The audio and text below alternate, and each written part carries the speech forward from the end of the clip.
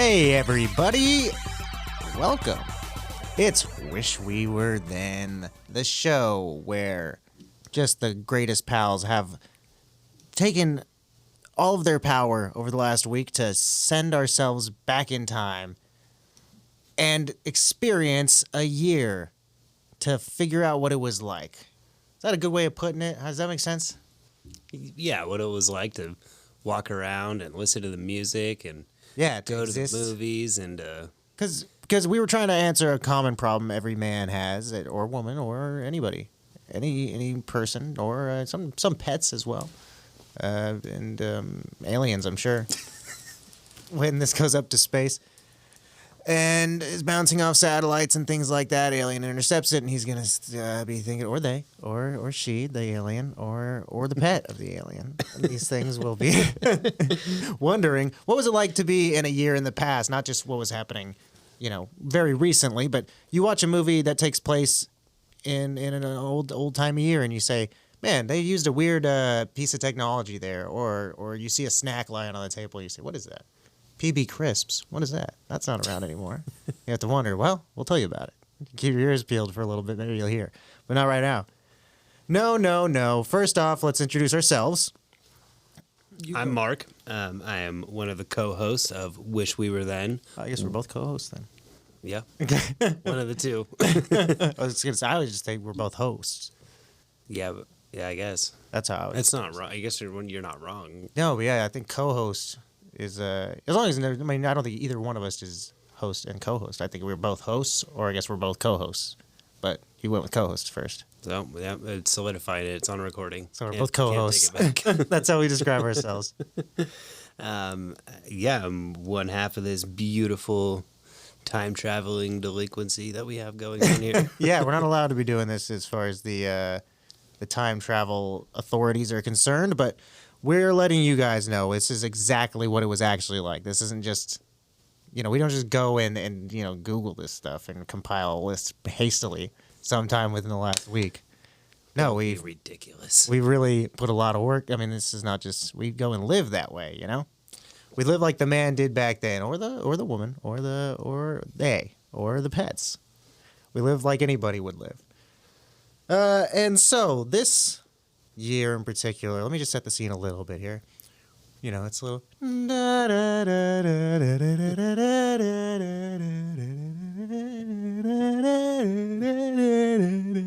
it's peaceful, summer morning in this year, and we're down there at the hospital.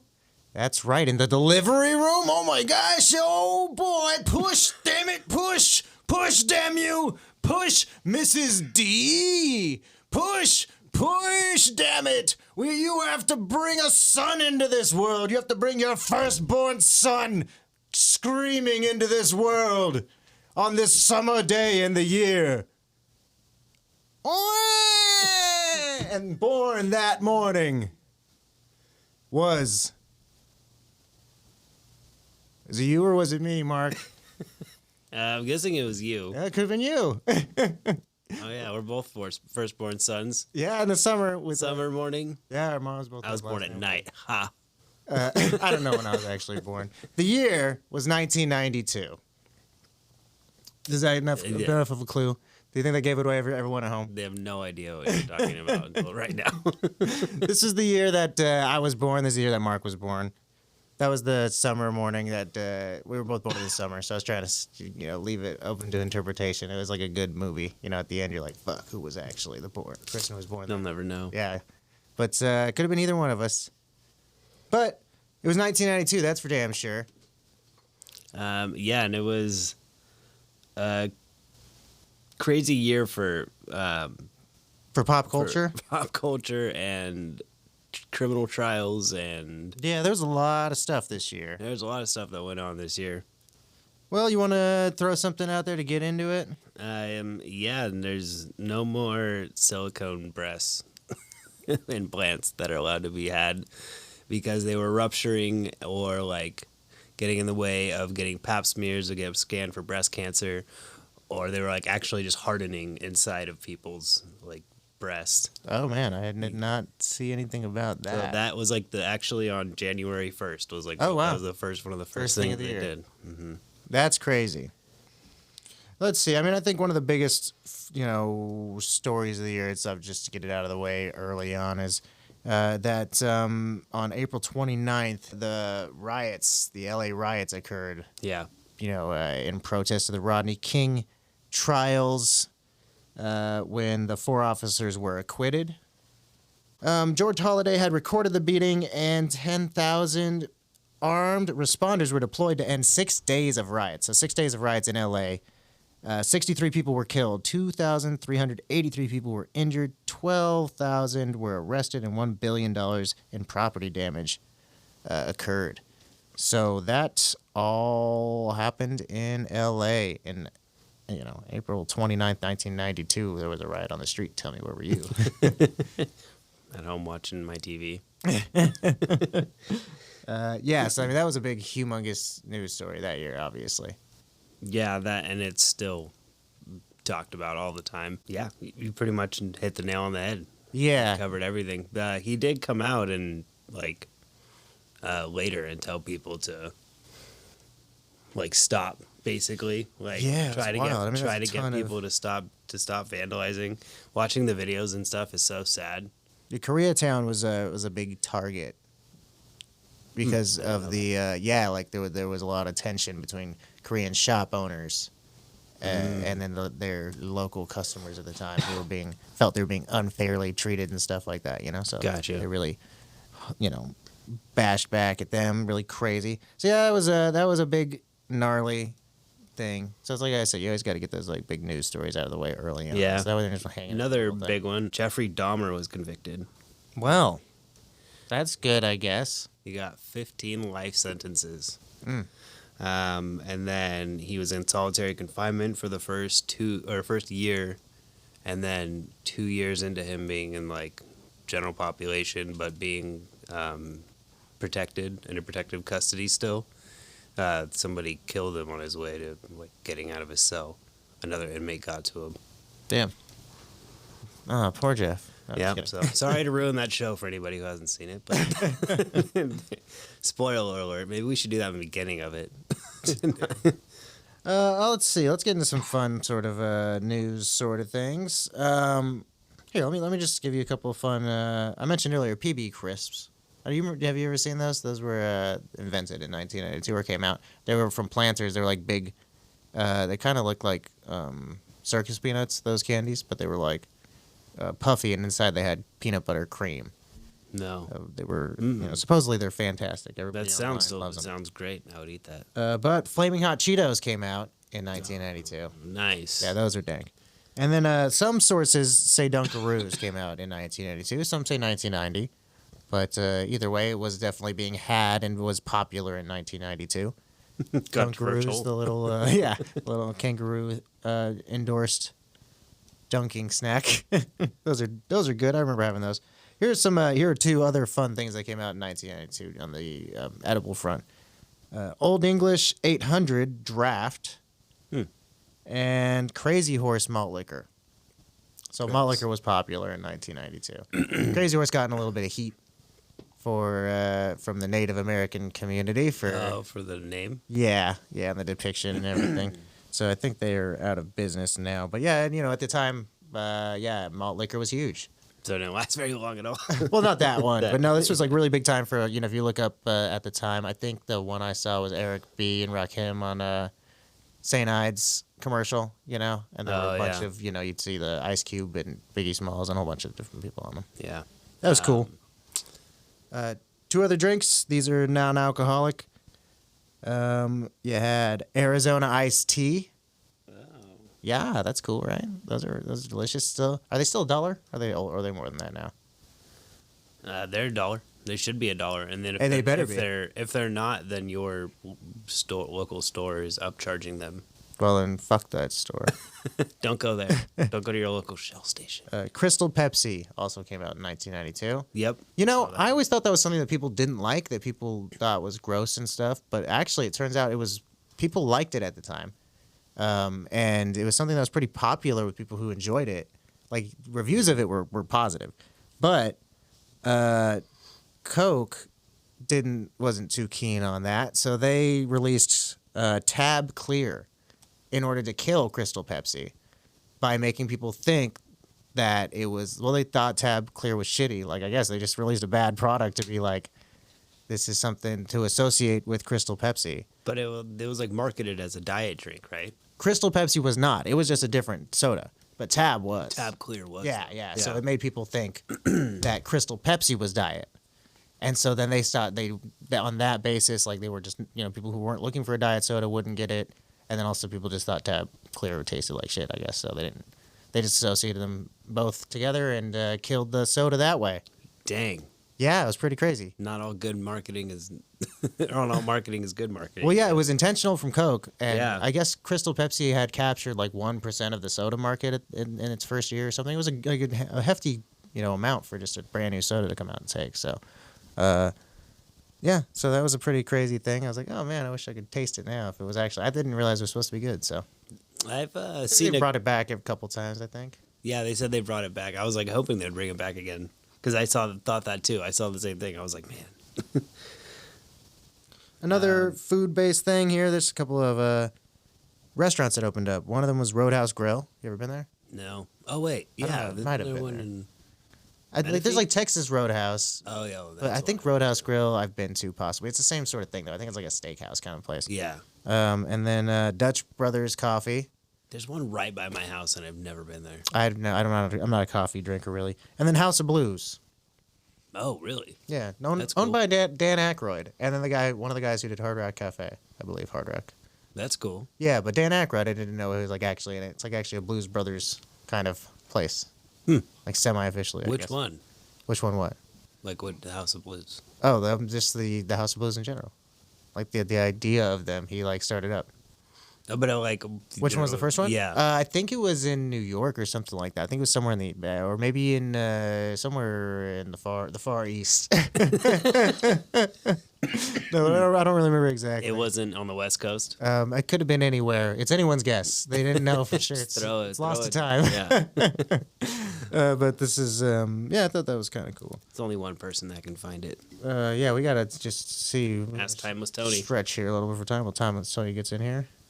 Yeah, it says here we were founded in Cambridge, Massachusetts, as a live music concert hall and restaurant. Cambridge, Massachusetts. You heard it here first. Massachusetts. Massachusetts. The easiest state name to say. Well, that's wonderful. Thanks a lot, House of Blues. Never eaten there. No. I have seen a couple of shows. I was like, I think I've only ever used it as a concert venue. I've been to it a bunch of times, but just to see bands, never to do anything else. I didn't even know they serve food. It was like alcohol and punk shows. Yeah, I guess if you just go during the day, they had the one at Disneyland. So I guess if you're there Oh yeah. Mm-hmm. in between hotel and Yeah. then park. Well, that's enough for the food stuff that I have. Want to do sports? Yeah, I do. The Winter Olympics was held in France, and it was the last time it was the Summer and Winter Olympics in the same year. Oh, that's cool. And then they divided them like 2 years apart. Oh, So now you get Olympics every like 2 years in reality, because then you get Yeah. the summer and winter. that's smart. Mhm. I like that better. Makes it. Not that I watch either one of them. They're just it's I guess it's kind of fun to have it on though, like just to know it's around. It's comforting, I guess. It's one of those things that's existed for quite a while. It's good to know that it still happens. Yeah. You know. I mean, did you hear about the enhanced games? The enhanced games. Yeah, they're gonna let people do like steroids and like other. Like, Vince McMahon is it's yeah, but the X Olympics. Damn, that's crazy. yeah, there's a bunch of like millionaires backing it. That's pretty interesting to me. I don't know how I feel about that. But that sounds pretty crazy. It sounds like a very futuristic thing. Yeah, it does. It does. It's like the Running Man. This is wild. Speaking of the Olympics, the NBA Dream Team, this is Oh. the big Yeah. deal, was the basketball team. That this was the first time that pros were allowed to compete in the Olympics. Prior to this, for basketball, it was always like people not from the NBA and college kids and stuff like that. That's weird. I don't know. Well, I'm not sure why. I mean, it's supposed to be the best players, right? Like, Yeah, I don't know. You got to go and ask the Olympic people. well, they changed. I just know it changed this year. But the NBA was not like super crazy. They weren't crazy about it. They thought like, well, great, now we have to go play in the Olympics. Like now, like obviously we're gonna be the ones to play, you know. Yeah. So this is happening. They defeated their opponents by an average of 44 points a game. Holy shit. And this was, read off the lineup really quickly. Michael Jordan and Scottie Pippen of the Chicago Bulls, John Stockton and Karl Malone of the Utah Jazz, Magic Johnson of the Los Angeles Lakers, Larry Bird of the Boston Celtics, Patrick Ewing of the New York Knicks, Chris Mullin of the Golden State Warriors, David Robinson of the San Antonio Spurs, Charles Barkley of the 76ers, and Clyde Drexler of the Portland Trail Blazers. Christian Laettner of Duke University was the only college student. They wanted to keep one in there just kind of as tradition for some reason. And He was psyched. Dude, Yeah, I how did know, he right? get that job? You know what's crazy is that he got picked over one young man by the name of Shaquille O'Neal. Like it was Shaq. Well, that's cool because Shaquille O'Neal went to do. Yeah, went but it on would have to made do it even cool more of a things. dream team thing if it had been like, and Shaq was the last guy who was the college kid. That's true. And he was he had everyone knew Shaq was going to be great already, and he had the most amazing season and stuff. But the guy Duke University beat Shaq's team, and this guy was like the MVP from that team. So it was like that was the natural choice basically. Gotcha. So that's what they did. So anyway, that was the dream team. That's a pretty neat bunch of boys out there playing basketball, and it was they were just smashing their opponents to bits. So it was them playing hard. They're out there actually playing the Olympics, and it's these guys. It's pretty cool. They were out there just like living, like going to the casinos and getting drunk every night and just staying up super late and Still smashing just people. destroying their opponents to smithereens. Well, I and guess all that's this. why they didn't allow him to play into it Yeah. first, before. They were all at the height of their powers as NBA players, and so it was a really cool time. A lot of That's cool. what they should have based Space Jam off of. Yeah. That would have been way cooler. So that's all I got for sports. You got any other? I do. I got one more. Tiger Woods was 16 at his PGA Tour debut, the youngest player in 30 years. Wow. 16? Mm-hmm. Man, that's crazy. Yeah. He's not that much older than us. Yeah, that's true. He's like, he could be like our older brother. Yeah, definitely. That's weird. I thought he was like way older than that. Yeah, me too. He's a pretty young guy. That's what I'll take away from that. Man, Tiger Woods is really young. Not that we're older than I thought. Well, yeah, so that's all I got for sports. We'll move on to, while you're flipping through the channels, you just saw Tiger Woods and everybody. You're on television, right? You want to talk about some TV stuff? Yeah, let's do it. Okay, so a study that I read somewhere online said that the average American watches 7 hours of television in 1992. 7 hours per day. That's what they say that people spend on their phones. Now? Mm-hmm. Or 1992? No. 14 hours a day doing that shit? Yeah, I mean, that makes sense then. Just graduate over to that. Yeah. I split mine pretty evenly. Makes my phone seem not as bad anymore. That's Now a lot. I was surprised. 7 hours of TV.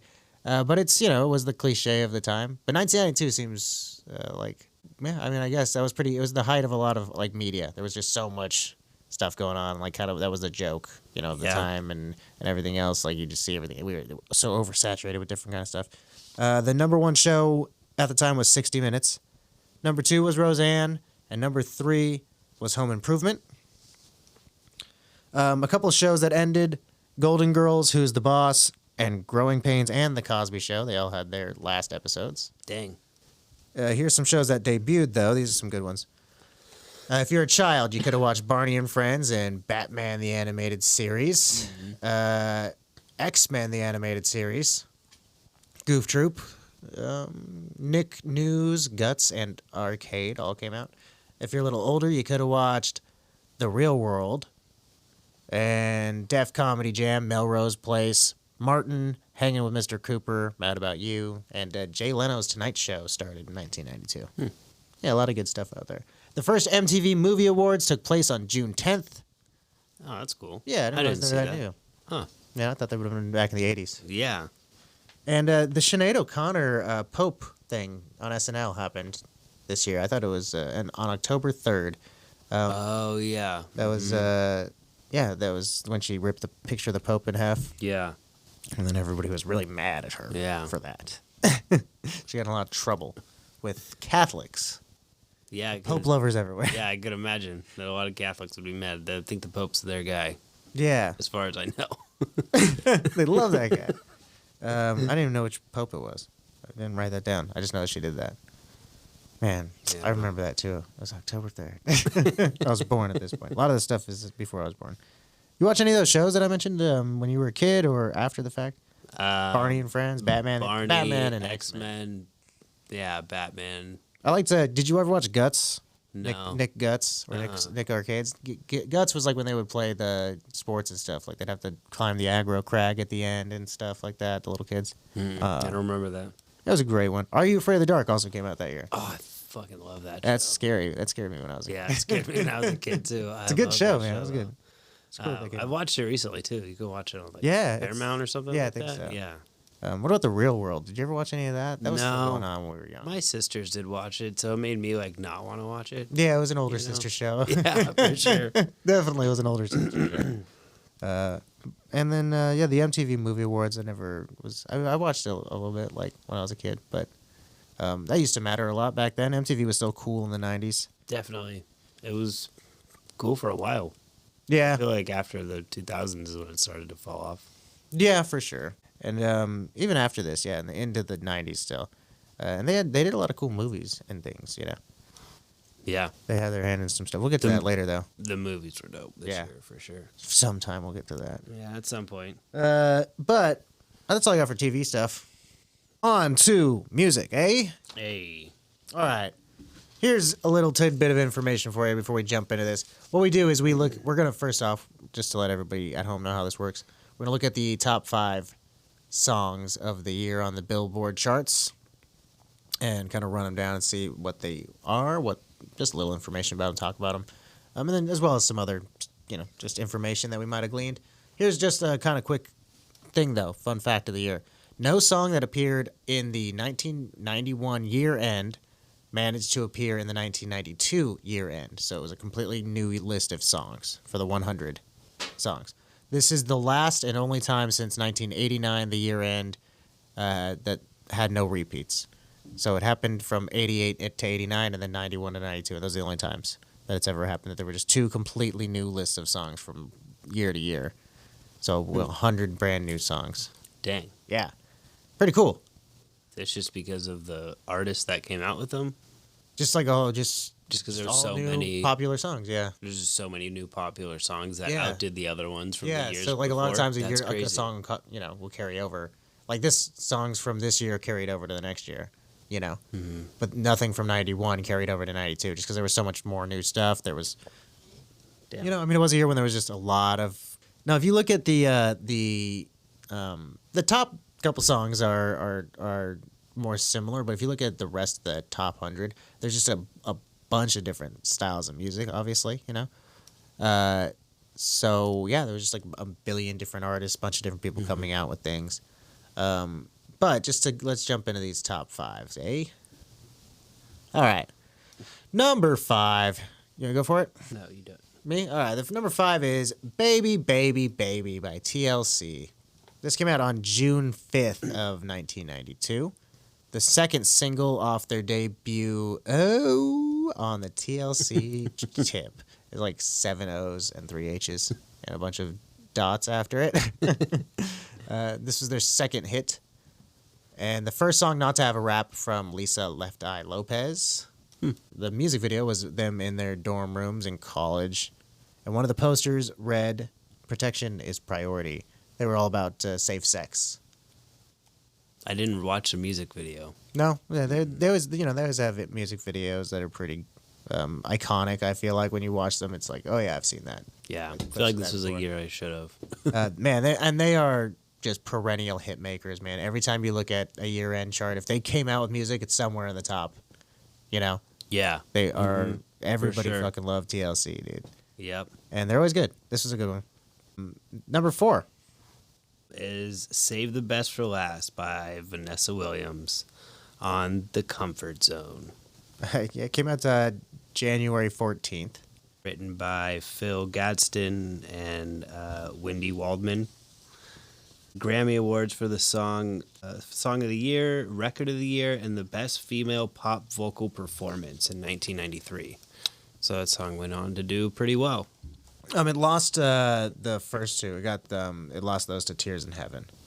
Oh. It just got nominated for Song of the Year and Nominated. Record of the Year. Oh. Yeah, but Tears in Heaven by Eric Clapton took those two.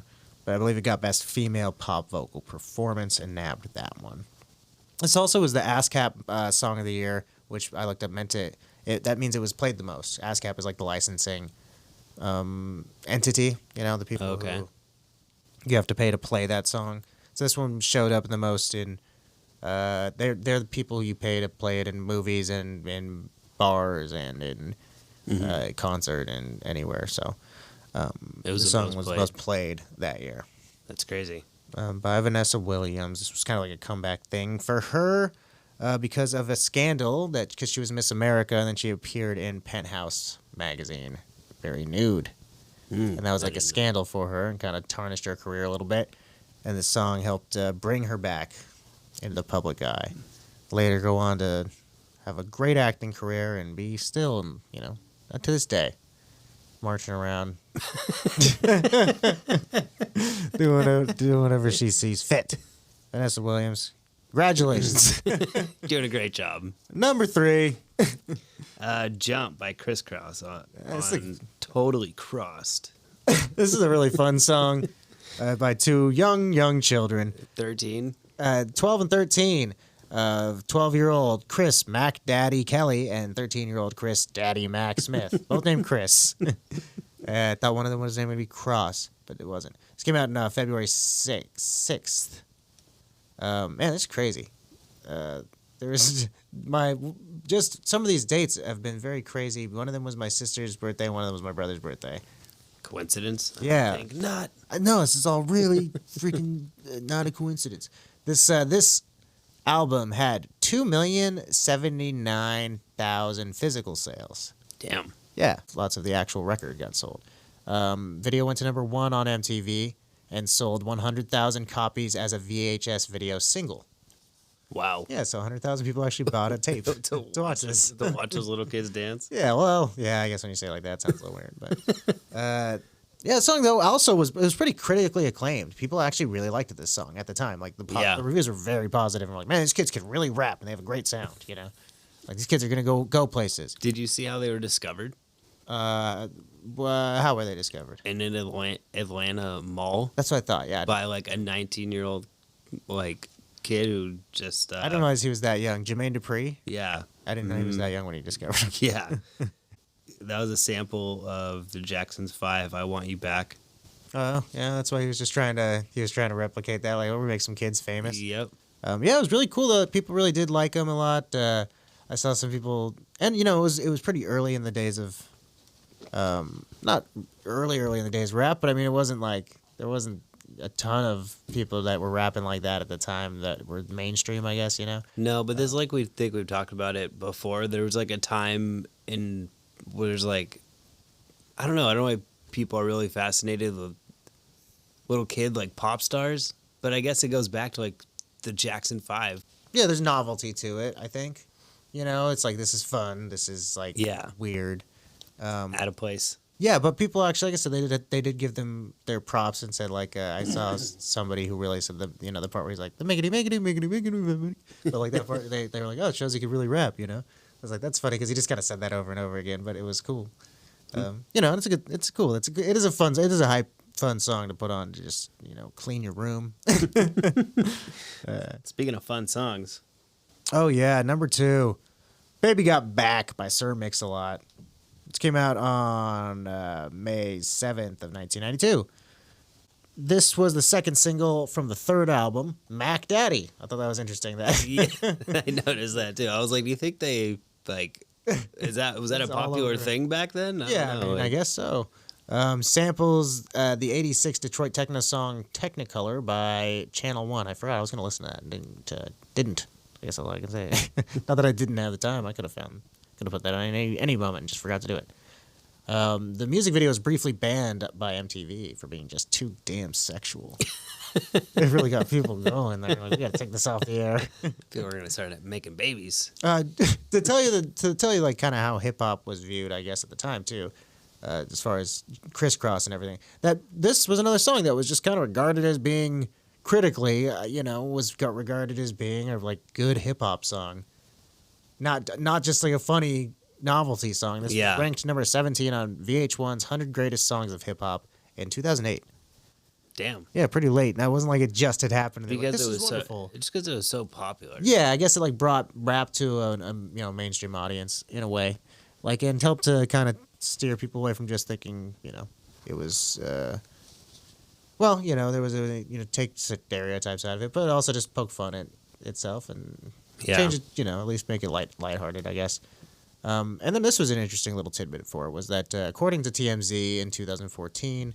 The lyrics were inspired by Jennifer Lopez when she was a fly girl on In Living Color. Huh. Yeah, who knows how true that is or not. But, she had back. Everyone knows that about J-Lo.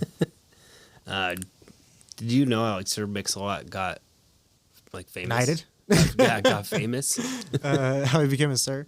No, I don't think so. He co-founded his own record label in Seattle. And he promoted all of his own music himself, and then he produced all of his own tracks. Oh, good for him. And he had some success in hip hop. He had like a falling out with the people that he was doing it with, and then Ruben's record label picked him up, and then he came out with this song like on that very next album. Oh wow. Oh, that's cool. He's like self-made. Like he did all that stuff himself. That's funny. I didn't. When I saw this I was surprised when I saw this was off of his third album. That's something that's why those other two albums went like platinum. Huh. Yeah. That's really weird. This is the only thing I've ever heard from him, and I wonder what that other stuff is. Yeah, I was kind of surprised that there were two other albums. I didn't look into those, but it was weird that it existed. Number 1 song of the year. Boys to Men, End of the Road. Came out on June 30th, 1992. This was off the soundtrack to the movie Boomerang, which I had never seen before, but I watched today. It starred Eddie Murphy, Halle Berry, David Alan Grier, Martin Lawrence. A lot of people were in this movie, but it was not great. Called Boomerang? I don't think we've ever even heard of it. Yeah, it was one of those kind of when I was watching it, I thought this is funny. This is a movie you don't see too often anymore, but I feel like it was very typical in the 90s. Was like just sort of him. He's a young professional in the big city, and it's all just about him and everyone around him. All they talk about is sex and like all the sex they're having or aren't having, and his friends are all want to have sex and they're not having as much sex as he is because he's so successful, but he wants to be with this lady, but he's really with this lady. One of those old timey kind of. Yeah, classic. Yeah, it was but it just was not super funny. That was the big thing about it. With all the people in it that you'd think would be funny, it was just not great. But as far as the song is concerned, it broke records. It broke a record for 13 weeks. It was number 1 on the charts from August 15th to November 7th. It was the 6th most successful song of the decade. It won the Grammy for Best R&B Performance by a Duo or Group with Vocal and the Best R&B Song. Boyz II Men is another one of those bands that back in the 90s, if they came out with a song, it's going to be up on the charts, baby. Yeah, for sure. Talking about baby making music. Sorry, baby, but you're trying to promote people not having sex. This one beat you out. Be safe about it. That's what they want. They just wear a condom if you're listening to these songs. If you ever listen to Boyz II Men, and most of those top songs, are all pretty sexual songs. You look at this 100 list. Some of the other ones on here that are pretty good in the hundreds, and some of the other songs that came out and stuff. You look over here, "My Lovin'," You're Never Gonna Get It. "Under the Bridge" by the Red Hot Chili Peppers. Yeah. "I'm Too Sexy" by Red Said Fred. Talk about sexual music. "Bad Fish" by Sublime. "Hey Jealousy" by the Gin Blossoms. And "No Rain" by Blind Melon. "Plush" by Stone Temple Pilots. Stone Temple Pirates. "Achy Breaky Heart" by Billy Ray Cyrus. "Smells Like Teen Spirit." Oh, Walking on Broken Glass" by Annie Lennox. That's a song. That's one of my favorites. And there's so many just wonderful songs in this list, man. Bohemian Rhapsody? This was on the charts because of a movie that came out. We'll talk about a little later. Put it back on the charts. One of those situations. Okay. You know, way more rare back then. Nowadays, you see that a lot more where you'll just see like Kate Bush or something will be charting because of something. And this was a movie that came out, really made that song pop. Jump Around by House of Pain, another jumpy hip-hop fun song that came out this year. Fear of the Dark by Iron Maiden. Yeah, an Iron Maiden album. That's cool that it was up on the top 100. I thought that was neat. Symphony of Destruction by Megadeth. Yeah, a lot of metal out there. No Effects had Bob. That's a good song. Killing in the Name of Rage Against the Machine. Sonic Youth, NXS, REM. A lot of great bands that were. The Cure, the Beastie Boys. There's a bunch of good ones on here. Yeah, like I said, if you look at this, it's all. This is just a good top 100, and a lot of these towards the bottom are just stuff that came out and everything. But yeah, this is if you just put this on and shuffle it, it's like a fun song playlist to listen to. You know, Too Legit to Quit by MC Hammer. It's a fun song. Runaway Train. Yeah, a lot of good music came out in 1992, man.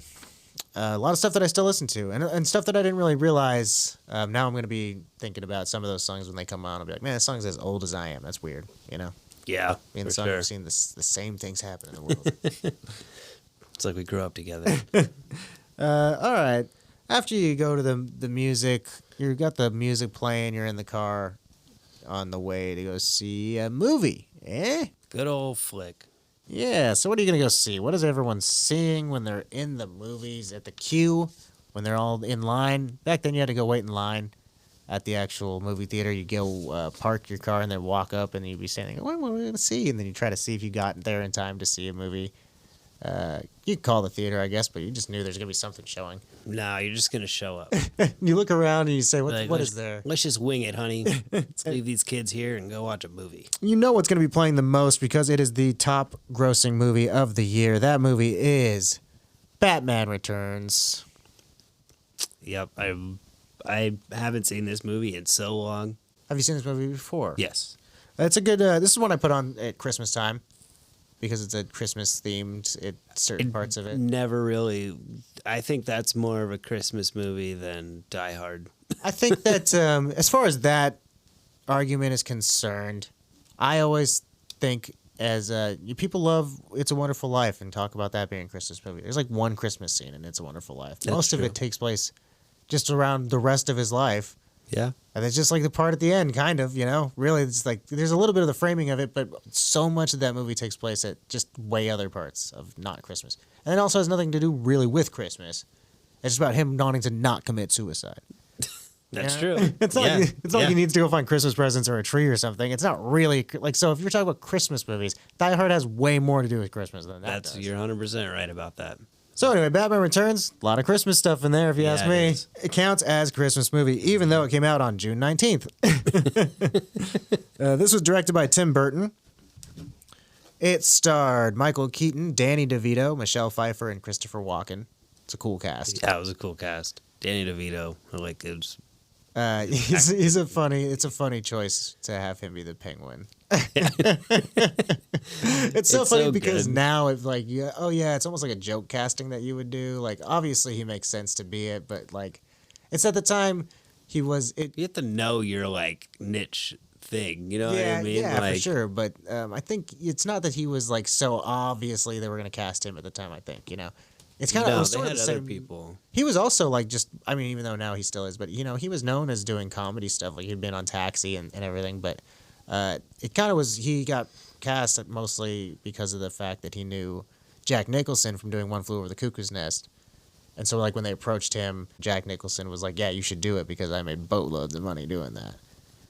So, because they were friends after doing One Flew Over the Cuckoo's Nest together. So, but it was also a thing like with Michael Keaton where, they thought he was a comedy guy and let's see if we can do him. Danny DeVito was also known just kind of for doing comedy. And even though this wasn't super serious, it was a very weird role for him, for anybody. Yeah, true. Michael Keaton didn't want to come back though. Yeah, he only wanted to come back if Tim Burton was going to be involved. Mm-hmm. And Tim Burton didn't want to come back initially. Yeah, they paid them both more money. Yeah, and that's kind of the only reason they came And back. Tim Burton scrapped like most of the movie.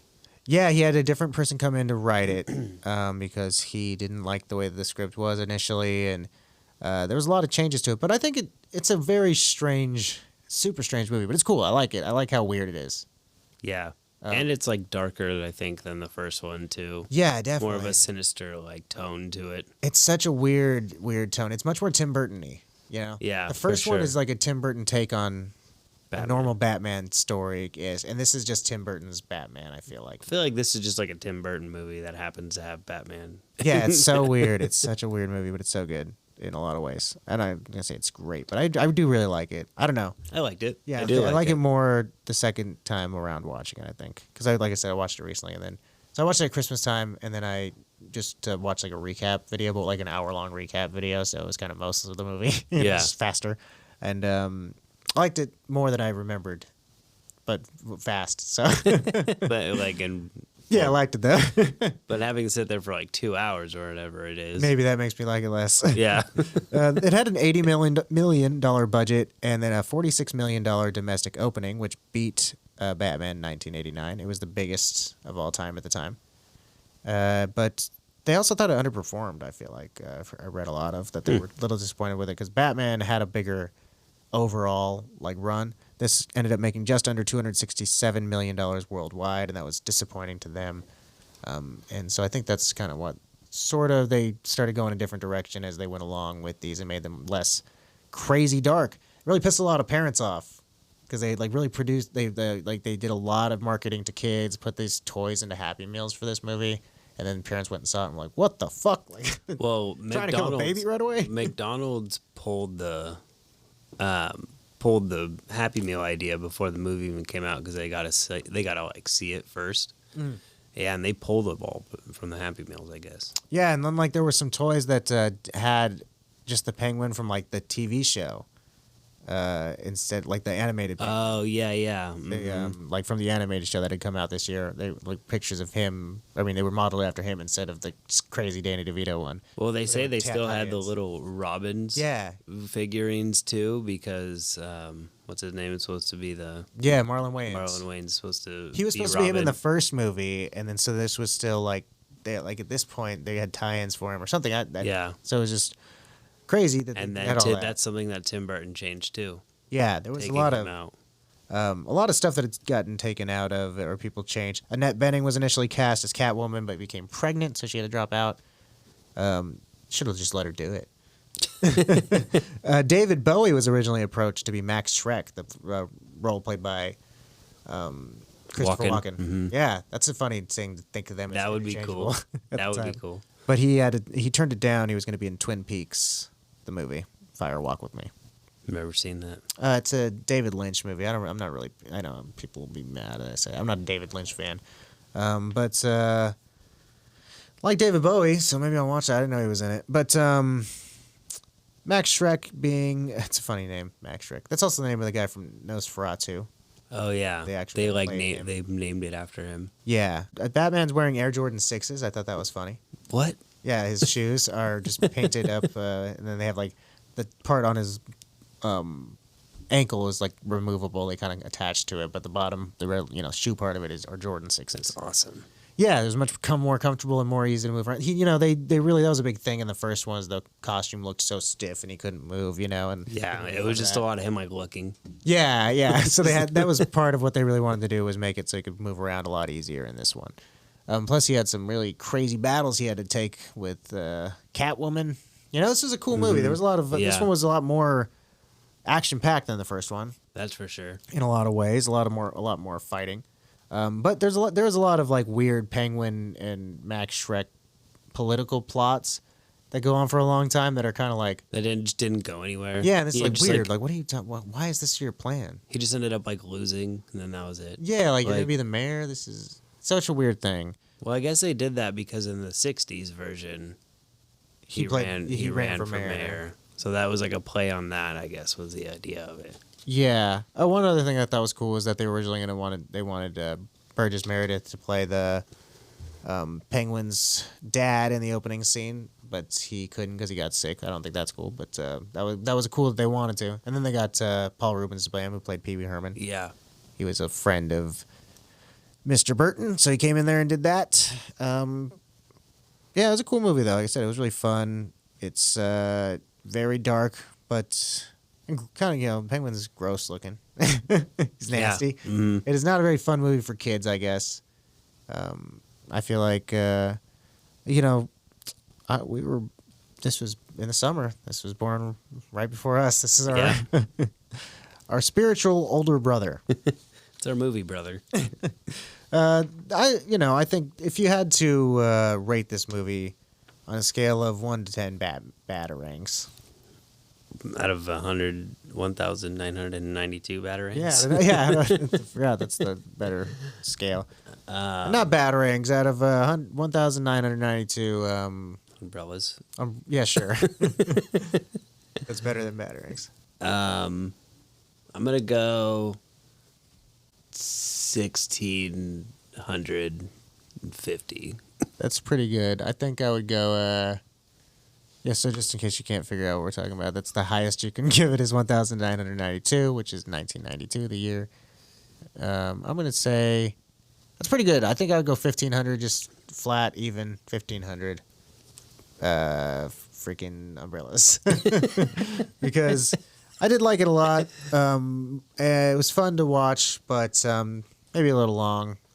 It's like, isn't it like 2 hours? Like I said, I just watched the fast ones. Yeah, it was a little long. But here's some other movies that came out this year. It was a really good year for movies. It was a really good year for movies. Just stop me if you don't want to talk about any of these. I guess there's a long list here. I got them kind of grouped up. Let me see. Let's go through just some of the big boys here at the top. Last of the Mohicans. Yep. Glenn Ross. I just watched that for the first time the other day. It's pretty good. I had it on VHS. Yeah, you ever seen it? Yeah, I watched it a bunch. Coffee is for closers. It was good. Reservoir Dogs. Great movie. Love that one. Absolutely great movie. That was really cool. Yeah. That was one I watched a lot when I was a kid. Bram Stoker's Dracula with Keanu Reeves and Gary Oldman. Yeah. Mm-hmm. Keanu Reeves is doing a funny British accent. It's been made fun of quite a bit. My word. He's not great in that one. A Few Good Men. I've never seen that one. Have you? No, I've only ever seen that court scene like a bunch of times. You can't handle the truth. Yeah. A lot That of quotable whole stuff speech. happened this year. Yeah. Malcolm X. Seen that movie. It was a good movie. Yeah, I have not seen that one either. The Crying Game. Never saw that one either. No. Here's some funny movies. This is the one that made Bohemian Rhapsody come back up on the charts. Was Wayne's World, one of my favorites of the whole year. Yeah, that has to be on one of the top ones for sure. My Cousin Vinny is another one of my favorite movies of all time. The Muppets Christmas Carol. Oh yeah, I got that grouped up with the. There's two great Christmas movies. There's Muppet Christmas Carols are like one of my favorite Christmas movies ever, and then Home Alone 2 came out this year as well. Oh yeah. Two great Christmas movies. The Mighty Ducks. We got League of Their Own and White Man Can't Jump. Were a bunch of sports movies that I came out. just watched White Man Can't Jump. I didn't realize that came out in '92. Yeah, it's a great one. Mighty Ducks is a good one. Let's see, what else was there? Of Mice and Men. I'd never seen that movie until I watched it I have not seen that one. a couple of weeks ago. Here's some animated movies: Aladdin, Cool World, Fern Gully, Rockadoodle, Bebe's Kids, Little Nemo, Adventures in Slumberland. You remember that one? Yeah. I watched that one time on mushrooms. It's a crazy movie. It's really trippy. It's a fun movie to watch. I watched it when I was a kid, not on mushrooms, just as a child, and it was one of my favorites. It was still trippy as a child. Here's some fun horror movies. Are the last little group here I have. Buffy the Vampire Slayer, the movie came out this year. It's a really, really good movie. Death Becomes Her, another one of my favorites. Stay Tuned is a weird one. Candyman, and then Hellraiser 3, which is not the best Hellraiser movie, but I have this shirt. I always try to watch something wear something that's, related to the year. Hellraiser shirt, nice. This is from the second movie, but Inexcusable. it's got just his face mostly. It's a quote from the back. On the back, it's from the second movie, but the front of it's just the guy. So anyway, those are a bunch of wonderful movies came out this year. Like I said, great music and great movies this year. A really cool year for pop culture, for sure. Yeah, man, and like stuff that like has sort of stuck around in terms of like the snacks and things. I talked about like Flamin' Hot Cheetos and Arizona Iced Tea. Yeah, I saw that the guy who invented the margarita died this year. Oh, that's a bummer. Yeah, I guess he made it in Mexico for like a patron, but I guess he used tequila, lemon juice, and triple sec. Okay. and I was like, sounds pretty good. I would drink that. Poor But that's guy. not like a traditional, like the way we think of a margarita. Yeah. But yeah, that's what he. Well, that's sad. Old English, it wasn't the. I don't know how long the Old English draft lasted. There are a couple, like I said, like you go to the gas station, you can still find Flamin' Hot Cheetos, Dunkaroos, and Arizona iced tea, but Crystal Pepsi and the PB Crisps are no longer there. Neither is Crazy Horse Malt Liquor. All these things have faded away. So some of the stuff sticks around and some doesn't. But I feel like this was a year that really influenced pop culture a lot moving forward, and it was a cool year. I feel like there's a lot of cool stuff that happened. You know. Yep. Some kind of messed up things, but some cool stuff. One thing I didn't mention earlier, I guess I'll go ahead and tag this on at the end here now. The first SMS text message sent in 1992. On what? Excuse me. I have the actual specifics here. Let me read this off to you. Just got some information. Sent on December 3rd by Neil Papworth. He was a 22-year-old software engineer of SEMA Group. It's now known as Mavenir Systems. Everyone knows Mavenir, of course. Just kidding. He was using a personal computer.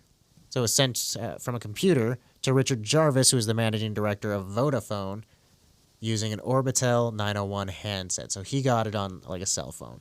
And it said Merry Christmas. Because he was at a Christmas party. So it sent from a computer to a handheld phone. It said Merry Christmas. That's pretty cool. Yeah, sent via the SMS text messaging service, which is something that still is around. You still use SMS sometimes, you know? Short I wonder message what- system, I think is what it stands for. I wonder what service uses it. Well, funnily enough, when I sent a message to our group text earlier today, it said send as text SMS message. Yeah, maybe everybody still uses it. Yeah, I don't know exactly. It's one of those things that's like, I feel like we use a different type of network now, or if everyone's not using the same network or something, it's sent as an SMS message, or if the network's not great or something like that, it's sent as that. I don't know. There's a million things. I feel like we could go on and on about that. That's why I almost didn't even bring it up. No, but there's a lot of really, really neat things that happened. And let's see, what was your favorite thing of the year? Something we didn't talk about, actually. So I saw this and I was doing some research. The first California condors were released back into the wild near Big Sur in the Los Padres National Forest in 1992. In 1987, they captured the last 3 then flying condors and then bred them in captivity.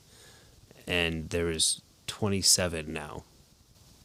That's pretty cool. That's So- that's really dope, man. That's I like California condors. They're really majestic creatures. You ever seen them over at the safari park? Mm-hmm. Yeah, that's probably where they took them. Yeah, I guess so. Probably, man. They're really cool. They're really big ass birds, like 6 feet wingspan.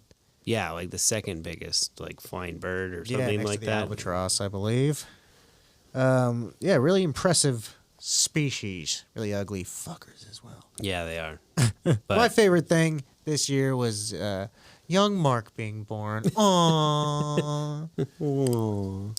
now you make me feel like an asshole for not saying it. My favorite thing was you being born. Also, probably the movie My Cousin Vinny. I really like that movie a lot. I watched that movie for the first time like last year. Really, that's Yeah. that's a very big favorite among my household. We watched that all the time when I was a kid. A lot of swearing in it for kids, but we liked it a lot. And it's even though my sister is a lawyer, and she says I've heard this other places too, but just from firsthand knowledge, I know she says that the law in that movie really holds up. It's very true to. Yeah, Yeah. people I think went out of their way to They show it in law to- places. Yeah, they went out of their way to make it legitimate of like the way that you would act in court, the way you're supposed to act in court, Yeah. like the actual like sayings and the things that they say. It's not just like a mock-up court. Like they did their homework Yeah, to make it legit. It's a whole movie about just it all takes place in a courtroom for the most part. So like it wouldn't, I guess they do a lot of movies that they don't do their research and it's just like is pretend how it would be, but it's like you might as well make it real, I guess, and have it be funny in a real way. And they did a good job. I love that movie. Joe Pesci's hilarious in that movie. Every time I watch it. Oh, that's a great one. It's a very quotable movie. Everybody go watch that movie and report back. But yeah, man, really cool year. I'm gonna keep. That's a bummer, man. We have to go get out of this year because the portal's got to close. We got to look at a different year Yeah. for the next week.